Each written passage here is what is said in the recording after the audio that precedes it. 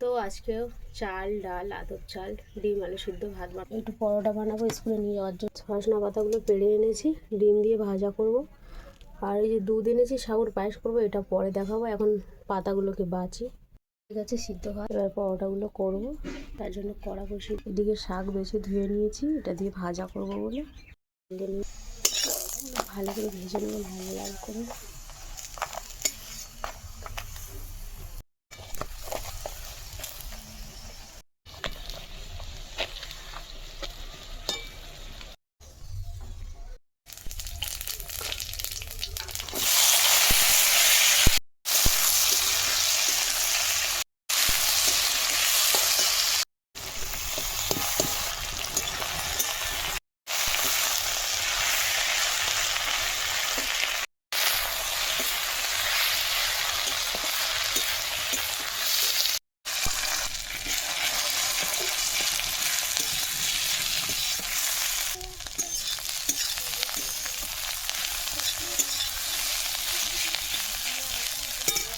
দেখো কি রান্না করছি, চাল ডাল আলু ডিম সিদ্ধ করেছি, আর এই যে সজনা পাতা ডিম আলু দিয়ে ভাজা করেছি, এটা সোনা খেয়ে যাবে।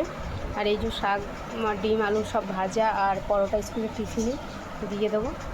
দুধ ফোটাতে জলের মধ্যে সাবুটা দিয়ে একটু ভালো করে ধুয়ে নেবো।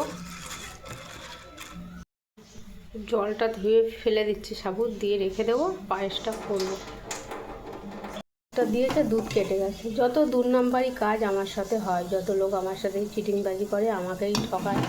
মানে আমি যে কি একটা পৃথিবীতে জন্ম নেওয়া বড় ভুল আমার। তো এই কাটা দুধেই আমি বানাবো পায়েস। এটা কেমন লাগবে বলো তো? একটু ক্ষীর ক্ষীর মতো লাগবে। দেখো ভালো লাগে, এক্ষুনি মেয়ে দেখলেই ছিল্লাবে। ওর খুব পছন্দ সাবুর পায়েস। তো এর মধ্যে দিয়ে দিলাম চিনি। বাটাটা দিয়েছি কালারের জন্য, সবসময় তো ভালো দুধের পায়েস খাইছে, বাটা দিয়ে পায়েস করা যাবে। সব ঠেলে উঠে পড়েছে ওপরে, তাই একটু পাউডার দুধ দিয়ে দিই, নাহলে তো ভালো লাগবে না আর গাঢ় গাঢ়ও হবে না। ভালো করে ফাটিয়ে সাথে ধুয়ে রাখা সাবুগুলো সব দিয়ে দিলাম, ভালো করে নাড়িয়ে নেব।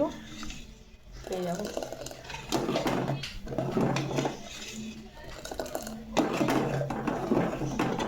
রেডি হয়ে গেছে। এবার একটু চাপা দিয়ে রেখে দেবো, বেশি ফোটালে তো পুরো গলে যাবে। এবার একটু চাপা দিয়ে রাখলে একটু ফুলে গিয়ে পায়েসটা পুরো রেডি হয়ে যাবে। দেখো